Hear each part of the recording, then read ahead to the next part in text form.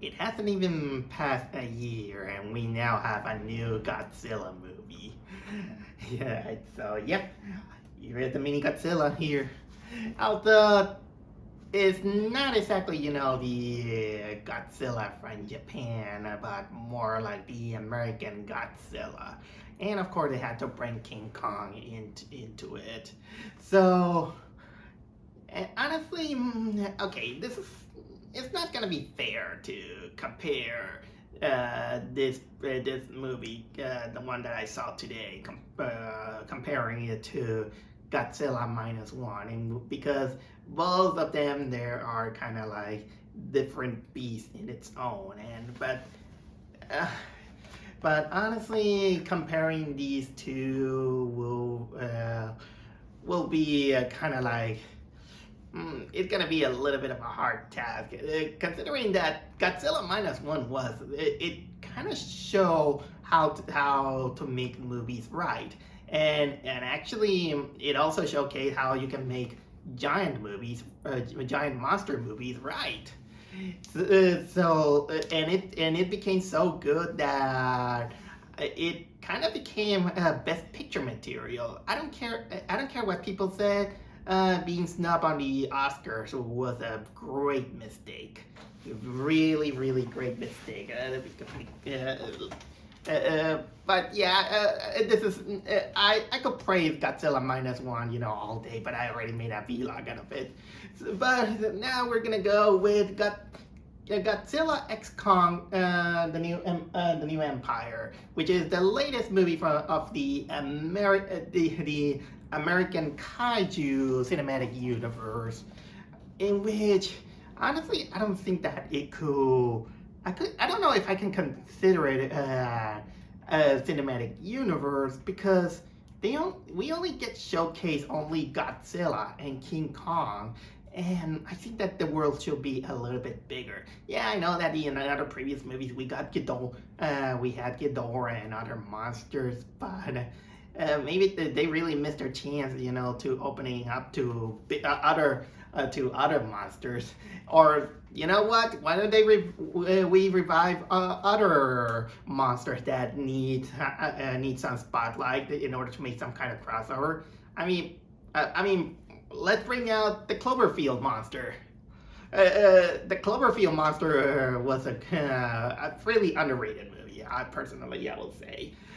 But other than that, my heart on Godzilla X Kong, I wasn't too hopeful, and it's mostly because I had a little bit of a bad taste in my mouth from the last movie, Godzilla versus Kong. One of the things that I really despise about it is that the whole bias with Kong, and Kong was kind of like centered the whole thing, that it made Godzilla feel insignificant.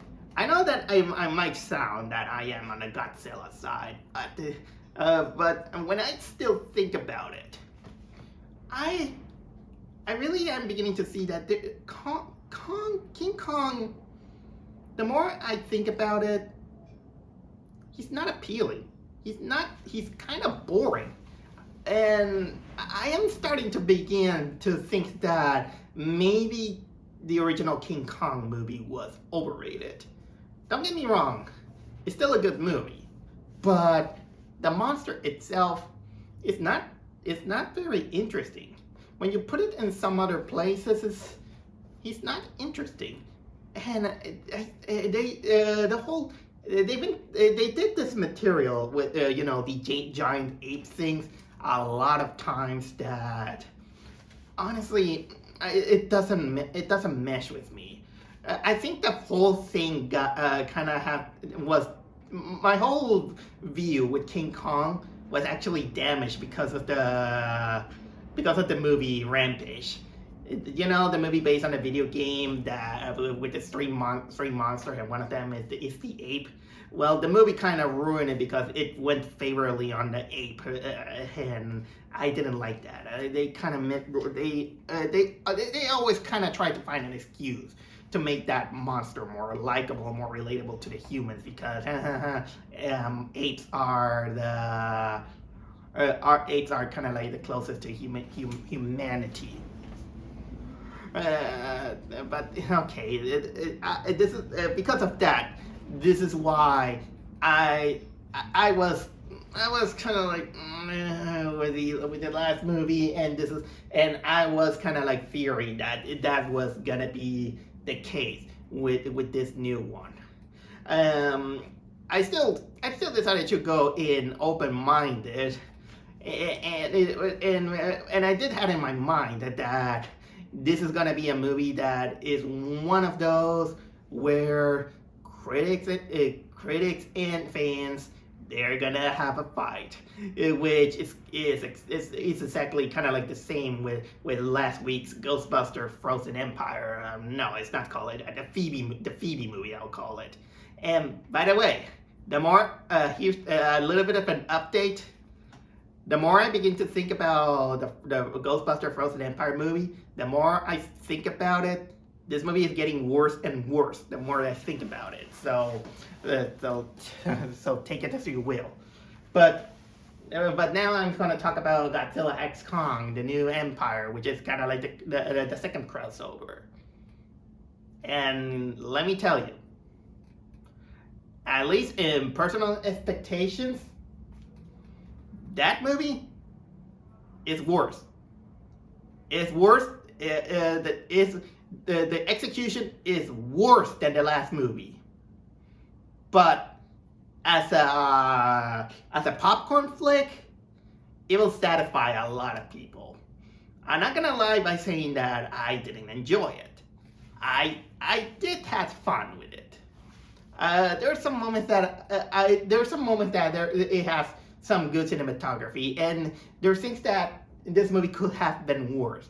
Because at least I'll give the credit to this movie that, unlike the other 4 or 5 movies that I saw continuously over the last few weeks, this movie didn't make me cringe. Not a single moment in which it made me cringe, and that's a big plus, and a big that I will give this credit to this movie.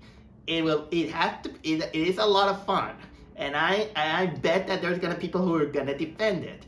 Although the critics are kind of like really mixed here and there, but let me tell you, critics, they have.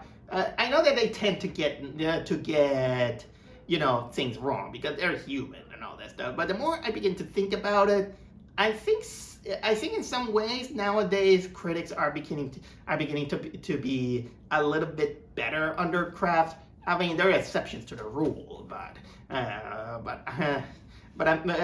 honestly, I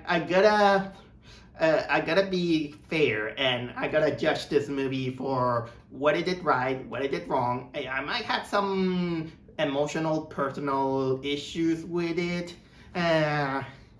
because, well, I'm still kind of like a human, and I'm a little bit harsh with it. So let's say that I'm gonna be kind of like a little bit of a tough love with this movie in one way or another.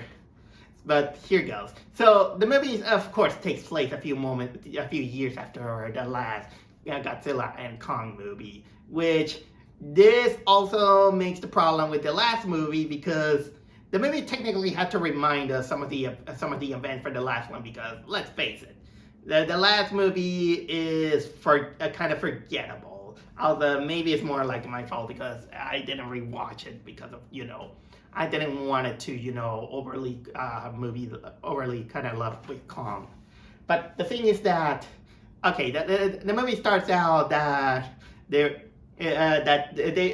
main cast, they receive kind of like signal, kind of like this signal. The girl, the mute girl from the last movie, she received some kind of distress signal, psychic signals, and that it goes in the technological rabble that I will kind of get to it, and well it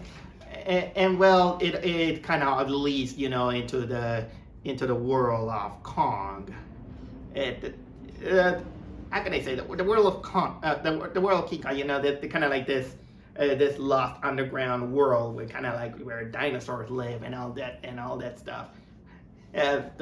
So they go there to investigate, and which they will kind of go. It basically showcased that it's kind of like a distress signal because something big is happening that is, well, quote unquote, is gonna threaten the world. And of course it goes. King Kong is involved. He's also tried to go there. He also finds kind of like a family of apes and all this stuff that they kind of have kind of like this family hostile relationship and all this stuff.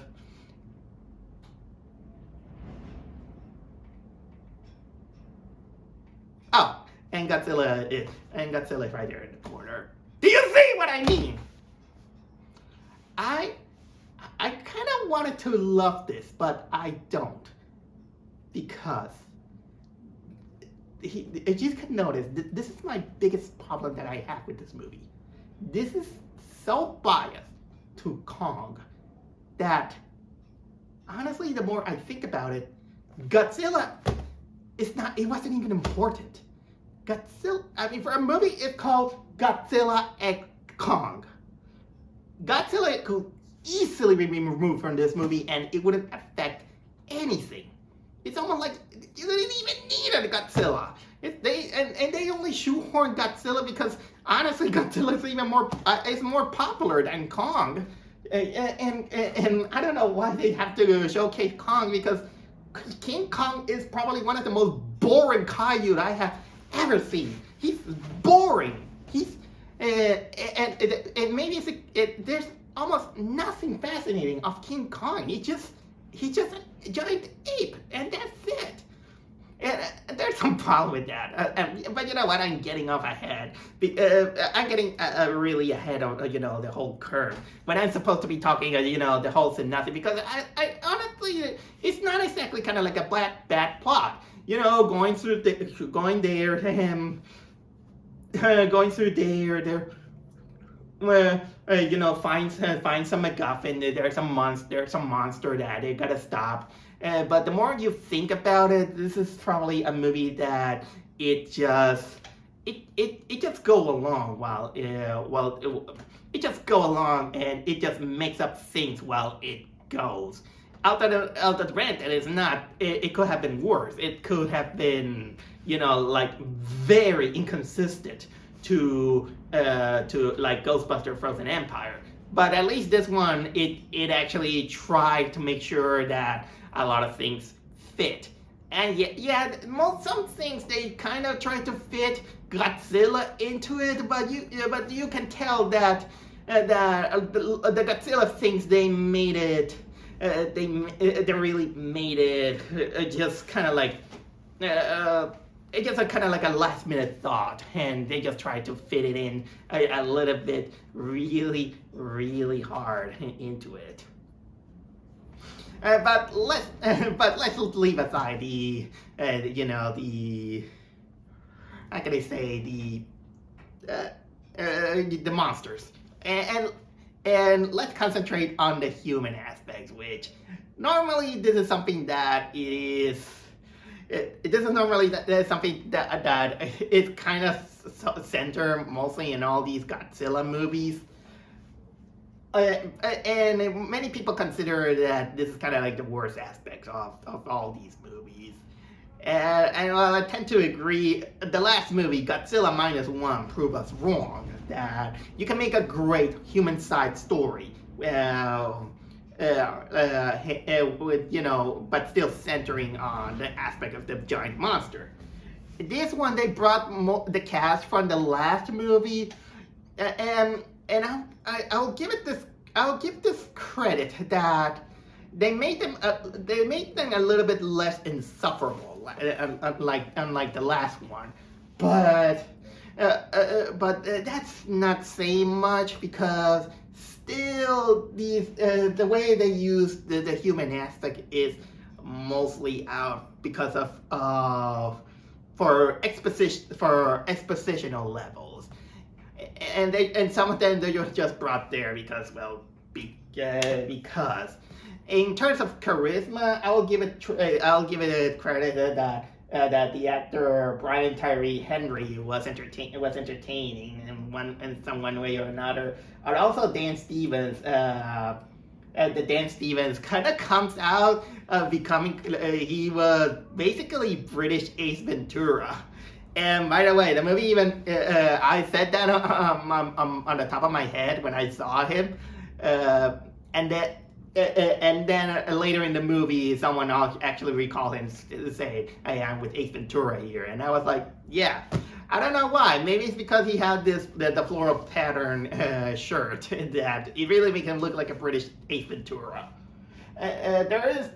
Rebecca Hall also returns there, and honestly, I don't want to mitigate Rebecca Hall because her acting is not terrible, but there are some moments in which you can tell that she is not very good in one way or another. Because there are ways in which she kind of has this kind of like smiles that it makes her kind of look like she's posing for a magazine instead of showing kind of like a genuine emotion. Not every time, and most of the time I think that she's kind of like the biggest exposition machine that there is. And then and of course, she's the character that has this motherly relation with with the girl character played by Jaylee Hardle. No. Okay, Fala Chen, I think it was called. No, it's Kaylee Hardle. Hey, Kaylee Hardle. Kaylee Hardle. Fala Chen she plays another character. But before I get to that problem with Rebecca Hall, I gotta say that I actually tolerated the girl better compared to the last movie, because from the last movie I thought that she was kind of like insufferable because she's kind of like a forced cuteness, and I think that she basically her role basically ruins King Kong. Because honestly, I didn't want a King Kong, to be kind of like deciding to humans. I wanted to him a feral beast. The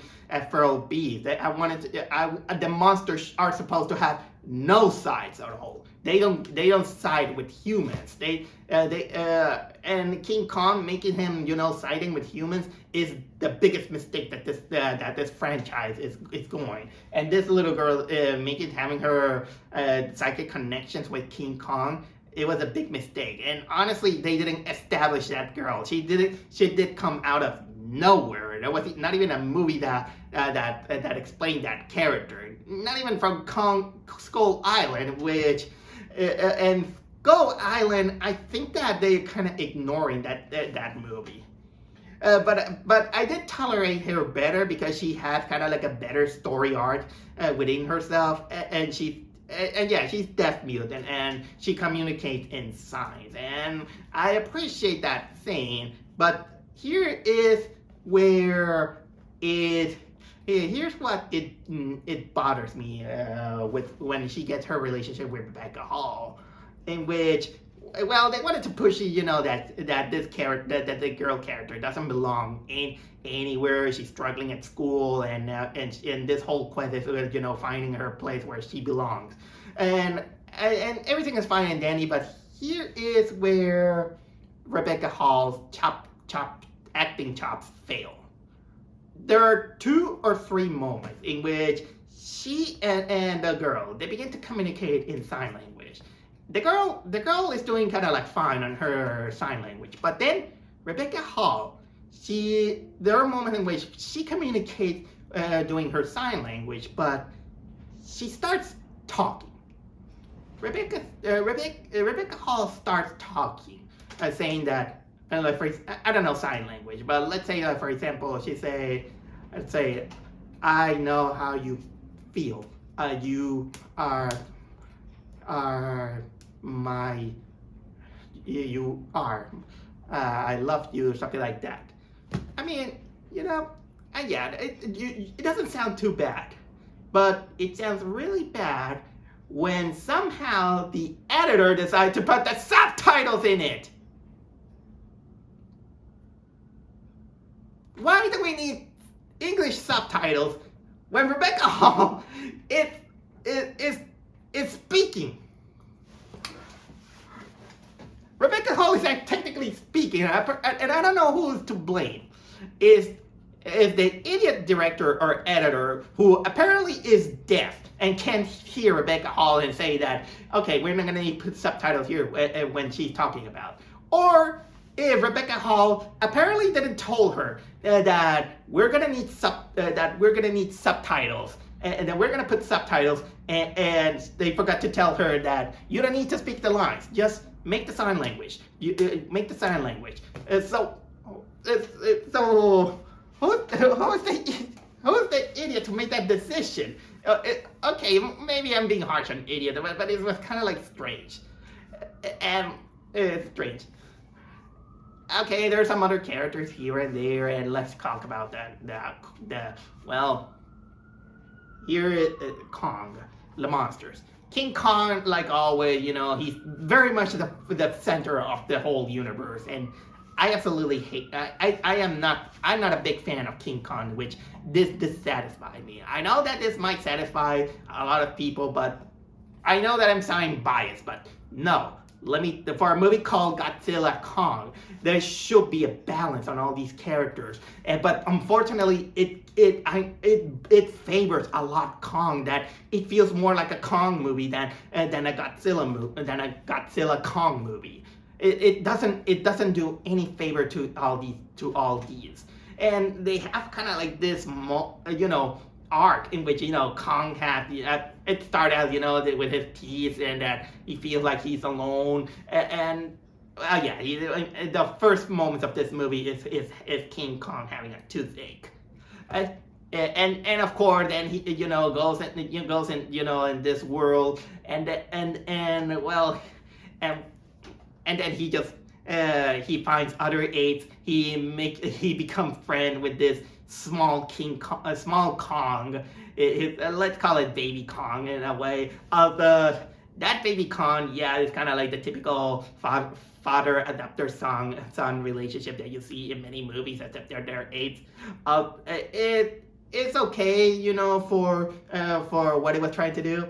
But I will say that probably my favorite part is that when there is this battle and the little Kong is kind of like into being hostile to Kong, there is a moment in which he grabs the little Kong and he just and King Kong just boom, boom, boom, slams it into the floor many times, that almost like a rag doll. I gotta admit that gave me a kind of like a laugh. And they build up kind of like this relationship in which King Kong kind of have this ape relationship with Baby Kong. But of course, they're led to a group of big apes also, that they're being led by this other big monster, which is another ape, in which they call it King Scar. Well, I'll get to that. But basically, this is kind of like the main antagonist. But there's so many apes that it really feels like this doesn't belong to be a Godzilla / Kong. And it focuses on King Kong so much that almost during the whole movie, I was like, where's Godzilla? Seriously, where's Godzilla? The movie promoted Godzilla x Kong, and they wanted us to, they promoted us to be, having a partnership between them. But nothing is built in between these two. Almost nothing. Of course, okay, I think I'm gonna end up with the Kong thing because you get the idea. But Godzilla is kind of shoehorned in, and the most part that they get is that Godzilla is technically roaming around, gathering radiation from other monsters or other places. Somehow they managed to let Godzilla have sleep on the Roman Colosseum. I don't know how the hell he's gonna fit there. I don't think that Roman Colosseum is kind of like that big. But for the most part, Godzilla he's just kind of like meaningless. And even when it comes, during the climax, it feels like Godzilla was meaningless. You didn't even need a Godzilla. You could easily take Godzilla and wouldn't matter. So the whole Godzilla Kong thing, it was wasted. Godzilla was wasted. Oh, you might gonna say, oh, he had his last movie, Godzilla -1. That doesn't, I don't care. These are kind of like two different movies, two different franchises, and just don't call me Godzilla X Kong when you're just gonna use Godzilla, who is the more interesting monster than Kong. Kong again is one of the most boring giant monsters there is. Come on, admit it, he's boring. And okay, I'm being harsh. I mean, there are a lot of people who like Kong. Okay, now let me talk about a little bit the main bad guys. Like I said, there is this big ape called King Scar, which King Scar, he is basically Lanky Kong without his makeup. Almost like an orangutan, although not exactly all. It's mostly an ape with red hair who had kind of like this weapon that looks kind of like a whip and a blade with a blade in it. But basically, this is a monster that it's just kind of like a big ape and nothing kind of like wowzers or something like that. And it's just kind of like a big ape with emotion, and honestly, that kind of takes out a little bit my believability of the threat of giant monsters, because I wanted giant monsters to be more feral, not kind of like big human aspects in Beast, and also the other thing is that this giant ape actually controls this other monster. It's kind of like a reptilian ice-breathing monster that this is also a monster that felt like shoehorned in. They only shoehorned in because I don't remember the name of the monster, but it's kind of like this. And how can I describe it? It's kind of like a reptile that spits out eyes.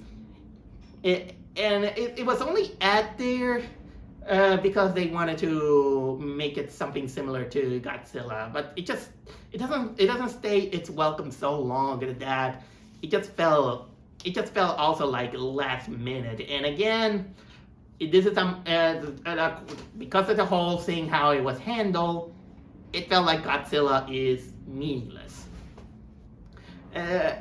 There's another monster that appears into the movie. But you know what?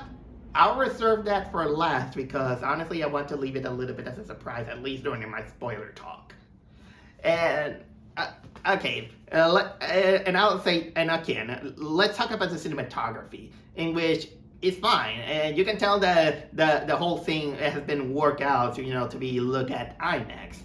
You can tell that it's really, really heavily reliant on CGI. Also, this is probably the reason why I am not exactly keen of King Kong and the apes, because you can tell that the apes are really heavy CGI, and sometimes it works, but I think that I got used to it. That it didn't get me. But also it's because we're talking about the apes, which bores me. Although the atmosphere is really good, and honestly, you know what? The world of Kong is not bad. I mean, I did like Kong School Island, and the jungle thing it shows that it's kind of like being hostile. I mean, there's kind of like these dinosaurs that sparks electricity, and there's a poor guy that gets eaten by a tree. Although then it doesn't showcase much about how much dangerous this thing is. And here's another nitpick that I do have, is that these monsters, they kind of do a lot of collateral damage, and well, they're not saying much about it. And honestly, this is kind of like a nitpick because I know that in previous Godzilla movies they trying to treat Godzilla like he's kind of like a superhero, but that was mostly kind of like years ago, and kind of like try their best, to balance things out. That yeah, Godzilla can protect us from even worse creatures. Although and yeah, at first they wanted to try, the goody good shoes Godzilla. Although that came out kind of like cheesy. But then they decided, using the same formula, but still having Godzilla become kind of like an anti-hero, where he's still not in the human side, but either way, people they have to pick him because he's kind of like he's the lesser evil compared to the other one, and also acknowledging the collateral damage. And, and I like that better. Although in this movie, they kind of also ignore, although they show collateral damage, but then they kind of brush it up, and people they kind of doesn't care if other people die by the hands of Godzilla or other monsters or even Kong. I mean, for a movie that it kind of feels like there isn't important about these giant monsters roaming around the world, calling them titans. They kind of almost treat them like almost like an inconvenience instead of this is a threat. This is a threat that humanity should take bigger precautions. But okay, I'm kind of like nitpicking here and there. But also this kind of gives out really inconsistent traveling where for some reason the creatures kind of can go from one place to another in minutes. And I don't know, and then they wanted to place like, there are portals in between the Kong world and the other one, but it was kind of like inconvenient. Jumping from, it's kind of like inconsistent, or pretty much convenient of the traveling from one creature to another. Like for example, there's a moment in which Kong gets into Egypt, and well, Godzilla is from France. In which and then it kind of like takes a not very long in order for those two meeting each other.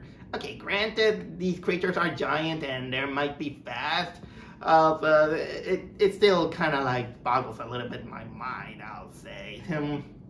There's not exactly like too much humor in it, but again, the CGI spectacle, I think that is gonna be kind of like a crowd pleaser. Oh, and again, the action scenes are not too bad. I mean, it's still you get what your money's worth on monsters fighting each other. But like I said, the whole story, the storytelling in this film is just going from one place, you find something else, you get more expositions of building up of what is gonna happen, and well, that it is. But unfortunately, like I said, Godzilla, it feels wasted. But there is one aspect that I actually appreciate. Although I wish they could have built it up a little bit better. But for me, I think that it's kind of safe for me to tell you that there's gonna be a spoiler section right now. I'm gonna get to the spoiler section because I didn't want it to exactly ruin the other popular monster that appears in this one. Also, I wish I could have built it better, but kind of like in the Godzilla King Kong universe, because I still consider King Kong boring. But here goes. Is that the whole thing is that the whole character they find out the tribe that they were actually the real people where the little girl belongs to. They also have psychic connections with the Kongs, and they have their own thing. They work on they work into using the kind of like the gravitational pulls of the crystals that their village live in and all this stuff. And so yeah, they have their psychic connection. But here's the thing: in order to find an appeasement of their with the monster, because they begin kind of having this exposition saying that they live in peace with the apes, but there's kind of like an evil ape that controls a monster, and that Godzilla is basically a seal-off the monster. And somehow, I don't know why they decided right now to, go on a rampage, because they're gonna take over the world. Also, there was almost like no build-up that they're gonna be kind of like a big threat.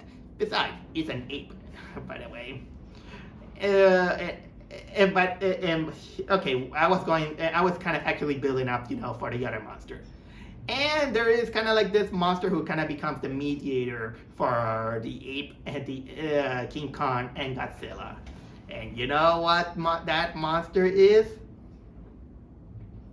The monster is Mothra. So, this should have been King Godzilla X Kong X Mothra. We got Mothra, by the way. And guess what? Mothra looks really good in this movie. She looks good. She looks like a moth. She's shiny. She's really good. She has, of course, her role, as the peacemaker, or the guardian of nature. And like I said, she looks good, considering that there are other movies that, mostly in the Japanese era, that the Japanese Mothra in older movies, Mothra really, it really looks synthetic, but it's mostly because of the cheap special effects. But they CGI the Mothra in this one, and I gotta admit, she looks good. Although, they use her kind of a little bit too sparingly. And you know what? I'm not exactly kind of like too mad, because at least they hide her. They hide her, to build up a lot of things. And because the movie is called Godzilla X Kong, and there are absolutely no signs during the trailer that Mothra is gonna be there. And you know what? I appreciate when trailer doesn't do that, which does a better job than shoehorning Wonder Woman and Dawn of Justice. Although again, they don't overuse her too much, and well, that's technically we got. And to make things kind of like long story short, there is this big final battle in Sao Paulo. No, Rio. I think it was Sao Paulo or Rio de Janeiro. I forgot, but basically it's Brazil. Basically it's in Brazil. And they still don't acknowledge how many people they were killed. Although, since the monster used ice, I still feel like this is the better Frozen Empire, because at least in this movie it acknowledged frostbite, because King Kong gets his hand frostbitten, and they decide that they need to upgrade his arm by apparently giving him the Thanos gauntlet. Okay, I'm teasing with that one. Okay, they is safe, whatever it is. I don't know why they think it is okay to have Godzilla sleeping in the Roman Colosseum, and well. And King Kong becomes the king of the planet of the apes, and well, the end and all this stuff. I'm just going to this as fast as possible, because I recently made a lot of long vlogs right now, and I don't want it to keep this short. But anyway, that's it. I'm gonna say. Overall, I was entertained by this movie, but still. I'm very salty that this movie is focused on probably the most boring kaiju there is, King Kong. And the more I think about it, he was almost never interesting. He's just a giant ape, and the whole giant ape thing has been done so many times to death that it kind of desensitized me. And honestly, King Kong, I still trying to figure out or retrying to figure out what makes him interesting. And honestly, yeah, the Willis O'Brien King Kong movie was Uh, it was good, but it was kind of like a one-shot thing. And the rest of the movies, well, I did kind of try too hard to go into, the making kind of like a sympathetic. And you know what? It tried with Godzilla, but honestly, I think Godzilla had kind of like a better reception, mostly because it showed that he's kind of like an anti-hero. It still acknowledged that he's still a threat. He's still kind of like a threat if you let him lose, but not King Kong. And making King Kong kind of like this double feature makes him more a boring character, a boring monster than Godzilla and other monsters. So honestly, the more I think about it, King Kong was a mistake. I'm sorry to say this, but King Kong, it was just a mistake. Um, okay, again, I don't try to be too biased on Godzilla, but the more I still think about it, that's all. That's the conclusions that I have to go with it. A mild recommendation for this one. You're gonna get your money's worth on popcorn entertainment. And if you give kind of like a higher grade to this one, I'm not. It's fine. You have your right, to be, happy. King Kong people are gonna be very happy because it's too biased to King Kong. But it's nowhere as good as Godzilla -1. Well, that's all I have to say.